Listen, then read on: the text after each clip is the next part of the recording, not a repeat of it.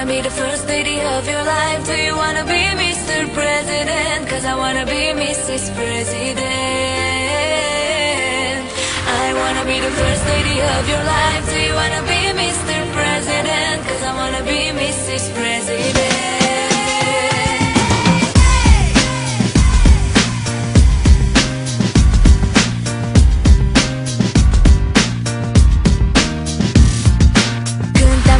Am zis stai ce băiețel. I-aveam codițe, tu purtai tricou XL. Aveam creioane în păr, tu bicicleta ta. Eram prea mici și nu știam ce dragostea. Când ne-am întâlnit, timpul s-a oprit în loc. Din prima clipă am știut că este foc. Aveai un zâmbet dulce, dulce rău de tot. Am vrut să fug, dar am știut că nu mai pot. I wanna be the first lady of your life. Do you wanna be Mr. President? Cause I wanna be Mrs. President.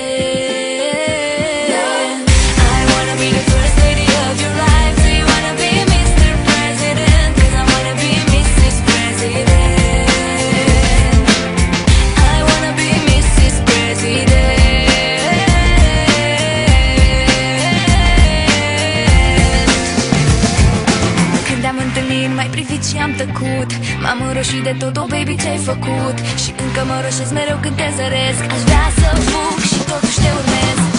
I wanna be the first lady of your life. Do you wanna be Mr. President? Cause I wanna be Mrs. President. I wanna be the first lady of your life. Do you wanna be Mr. President? Cause I wanna be Mrs. President.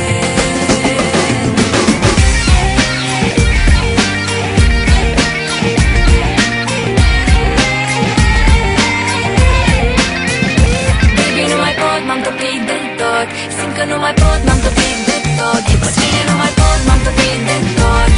De tot, de tot, de tot. Baby, nu mai pot, m-am topit de tot.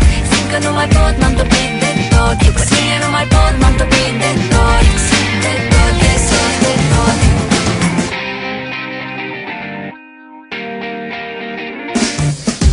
Do you wanna be my mister? My mister.